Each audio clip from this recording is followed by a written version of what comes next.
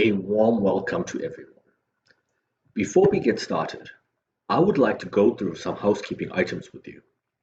So I encourage you to familiarize yourself with the platform and make it your own space. Firstly, all attendees have been muted to prevent distractions. All the widgets on the menu dock below and on your screen are customizable. Use the Q&A widget to submit your questions at any time during the webinar. The resource list below includes additional information pertaining to the webinar that can be downloaded at any time. You can spread the word and share this event within your social networks using the Share This widget. To ensure a quality viewing experience, we recommend Chrome or Firefox browser. Webinars can be bandwidth intensive, so closing any unnecessary browsers, tabs, and programs will help you conserve your bandwidth. If the presentation lags, stops, or keeps buffering, refresh your page using the F5 key on Windows or Command R on a Mac. More troubleshooting options are available to you in the help icon below. If you have not done so already, please join us on social media platforms.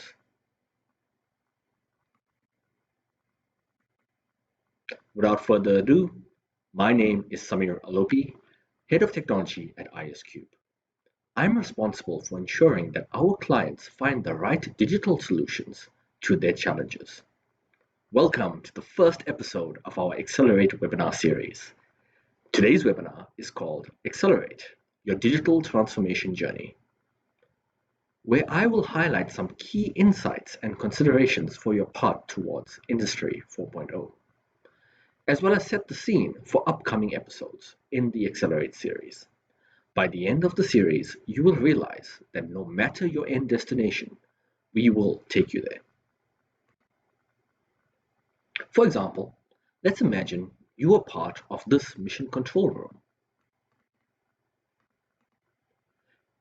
And it was your mission to get this shuttle and its crew to the moon safely.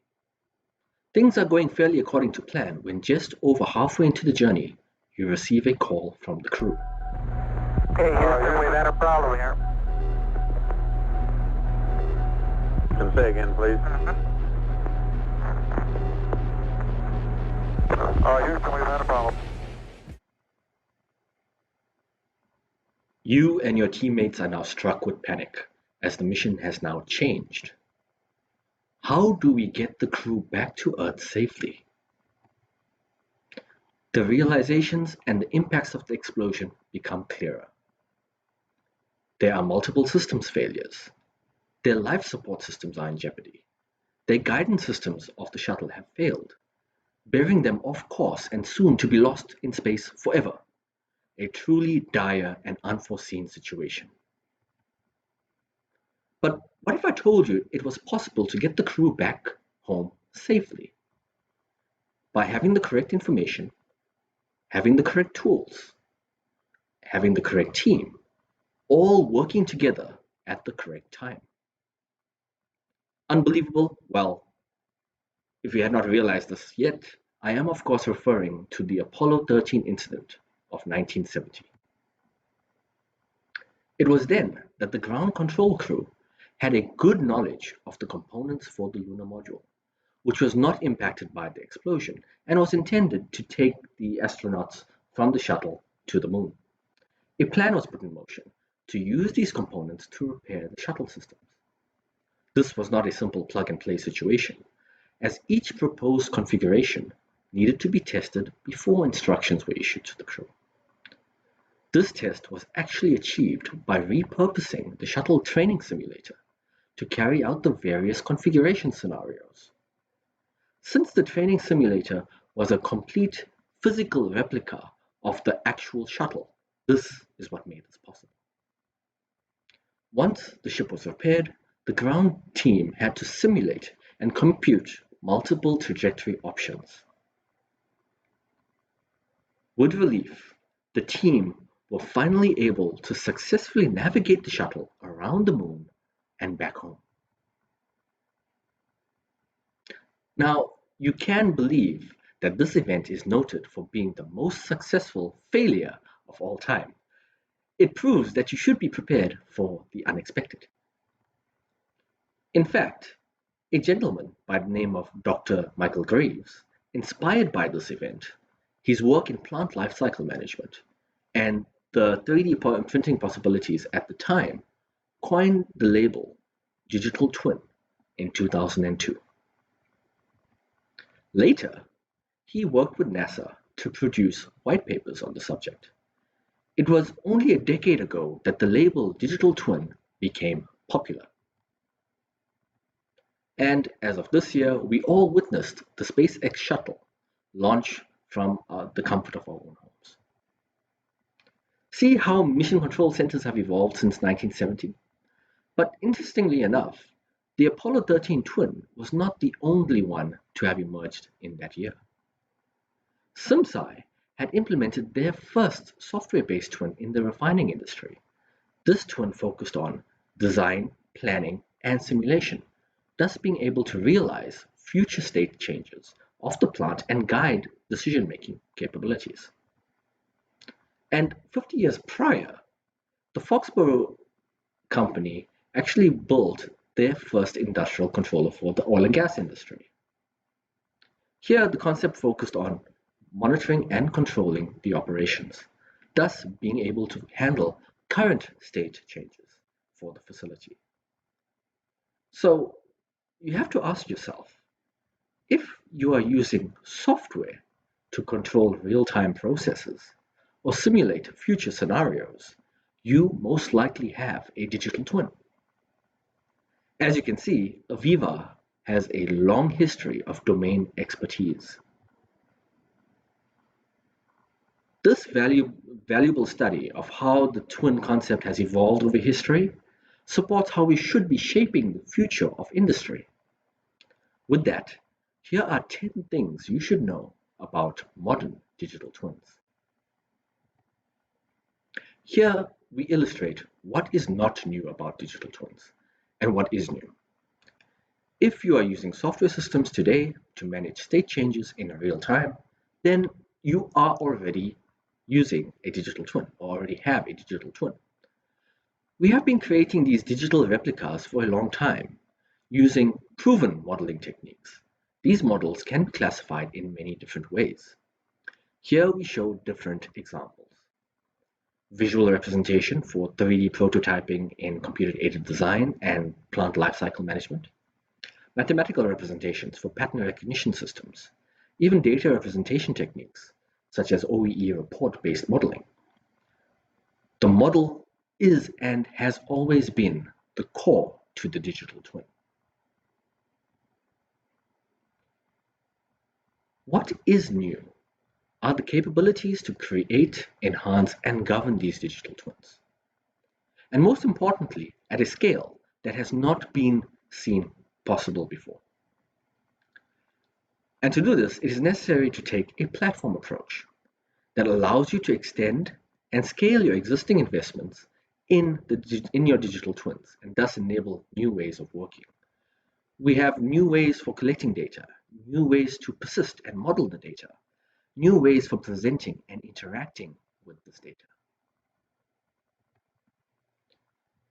Now, granted that a digital twin provides various benefits to various disciplines, there's also a misconception that the digital twin must be this one massive system.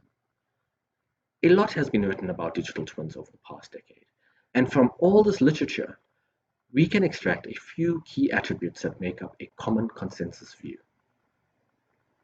We agree that the digital replica of the real-world entity can be an asset, a device, a person, or place. Collectively, these things can be part of a larger twin or process. And these process twins can collectively represent a system of systems. This hierarchical view that you see is described as discrete, composite, and ultimately the digital twin of the entire organization. Keeping the digital twin synchronized requires live or real-time data from its physical counterparts, but also understanding behavior can involve other data sources. This leads us to a much broader concept of living data that's capable of monitoring current states as well as simulating future states.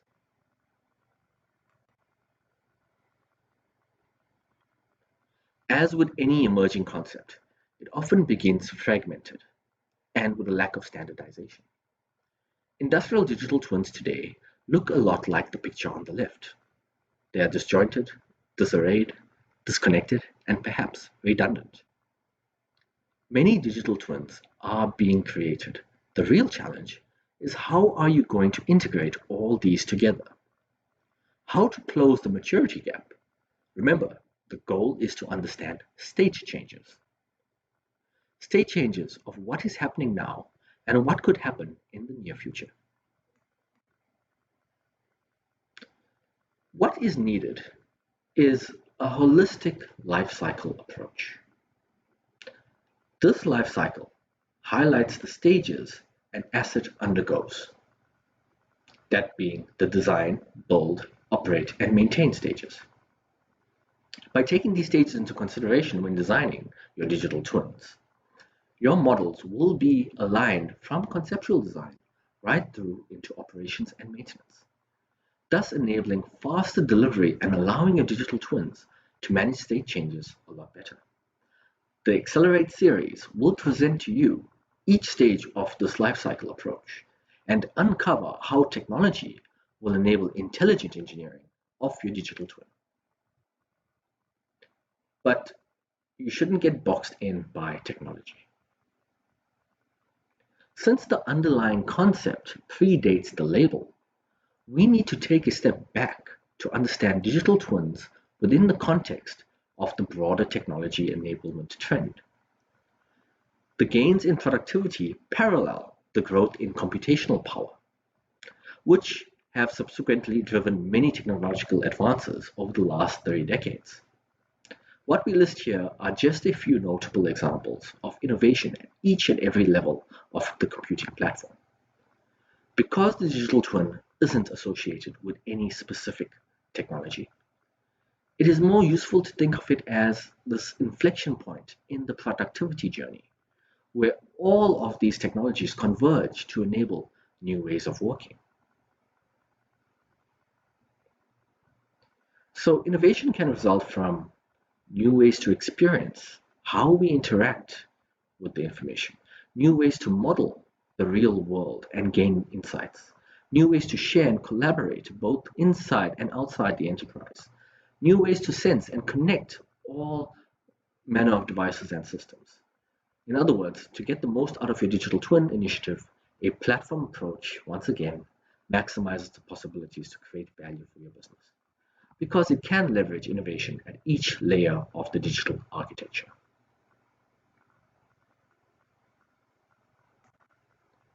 With all of this in mind, problem solvers should be enabled to choose their digital twin experience, whether it be on a video wall, monitor screen, mobile device, or leveraging AR and VR technologies. Whatever the presentation, it is important that users' experience is maintained across these 5 categories. It needs to be timely and trustworthy. Drive context in intuitiveness. Needs to prescribe what to do next and enable the user to find information easily and help the user understand if this experience is correct for them. With all of this, here are a few examples of modern digital twins. In all these examples, a platform approach has been the key to opening these new possibilities and discovering new ways of working. Now, these clients may not use the digital twin label in describing these projects, but these projects clearly fit the attributes ascribed to digital twins. The first example I have is of a discrete digital twin. Italpress Gauss successfully leveraged augmented reality and mobile devices to enable maintenance teams to troubleshoot their machines around the world. A link to this video is available in the resources panel below. The next example is of a composite digital twin. That's Lundin, an oil and gas company, which they leverage the 3D model and the asset information model to better plan their work, whilst being onshore. Again, a link to the story is available in the resource panel below.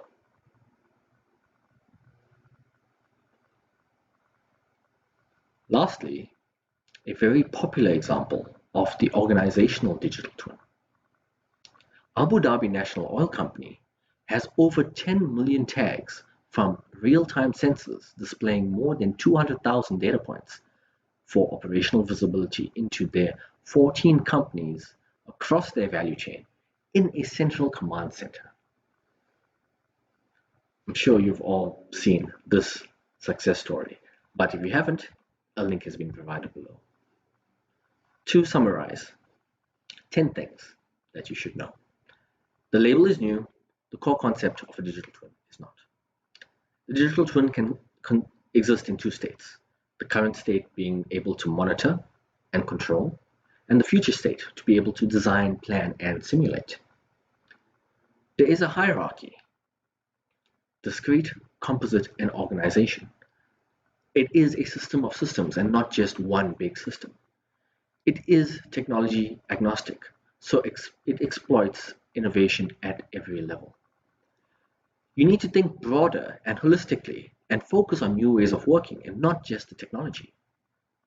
You need to be pragmatic and visionary, being able to leverage and build upon your existing investments, your existing models. And then very importantly, take that platform approach, again allowing you to exploit innovation at every level. You need to take a life cycle perspective, and this helps you bridge the gap between design twins and operation twins. And then of course, have an end state vision. The digital twin is going to be your money-making machine. Finally, develop a value-driven roadmap, prioritizing digital twin projects. So, what are these life cycles, platforms, and roadmaps that I've all mentioned?